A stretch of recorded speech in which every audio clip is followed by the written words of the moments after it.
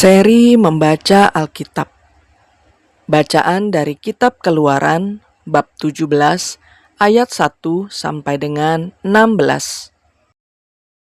Kemudian berangkatlah segenap jemaah Israel dari padang gurun Sin, berjalan dari tempat persinggahan ke tempat persinggahan, sesuai dengan titah Tuhan. Lalu berkemahlah mereka di Rafidim. Tetapi di sana tidak ada air untuk diminum bangsa itu. Jadi mulailah mereka itu bertengkar dengan Musa.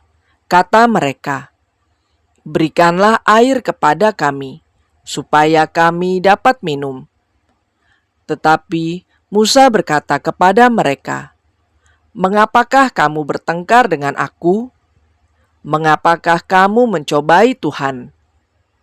Hauslah bangsa itu akan air di sana. Bersungut-sungutlah bangsa itu kepada Musa dan berkata, "Mengapa pula engkau memimpin kami keluar dari Mesir untuk membunuh kami, anak-anak kami, dan ternak kami dengan kehausan?" Lalu berseru-serulah Musa kepada Tuhan, katanya, "Apakah yang akan kulakukan kepada bangsa ini? Sebentar lagi mereka akan melempari aku dengan batu." Berfirmanlah Tuhan kepada Musa, "Berjalanlah di depan bangsa itu dan bawalah beserta engkau beberapa orang dari antara para tua-tua Israel. Bawalah juga di tanganmu tongkatmu yang kau pakai memukul sungai Nil dan pergilah. Maka aku akan berdiri di sana, di depanmu, di atas gunung batu di Horeb.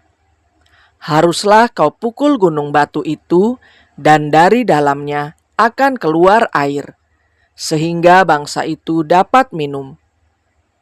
Demikianlah diperbuat Musa di depan mata tua-tua Israel.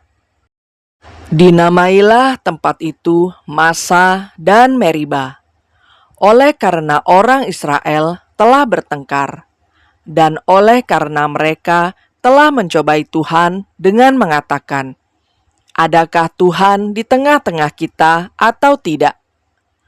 Lalu datanglah orang Amalek dan berperang melawan orang Israel di Rafidim. Musa berkata kepada Yosua, "Pilihlah orang-orang bagi kita, lalu keluarlah berperang melawan orang Amalek. Besok aku akan berdiri di puncak bukit itu dengan memegang tongkat Allah di tanganku." Lalu Yosua melakukan seperti yang dikatakan Musa kepadanya dan berperang melawan orang Amalek. Tetapi Musa, Harun, dan Hur telah naik ke puncak bukit. Dan terjadilah, apabila Musa mengangkat tangannya, lebih kuatlah Israel.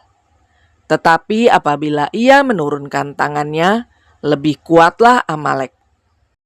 Maka penatlah tangan Musa.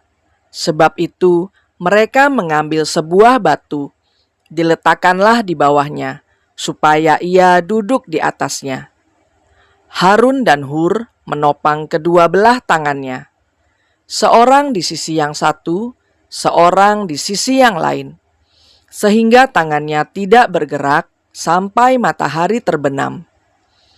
Demikianlah Yosua mengalahkan Amalek dan rakyatnya dengan mata pedang. Kemudian berfirmanlah Tuhan kepada Musa, "Tuliskanlah semuanya ini dalam sebuah kitab sebagai tanda peringatan, dan ingatkanlah ke telinga Yosua bahwa aku akan menghapuskan sama sekali ingatan kepada Amalek dari kolong langit." Lalu Musa mendirikan sebuah mezbah dan menamainya "Tuhanlah panji-panjiku." Ia berkata, "Tangan di atas panji-panji Tuhan.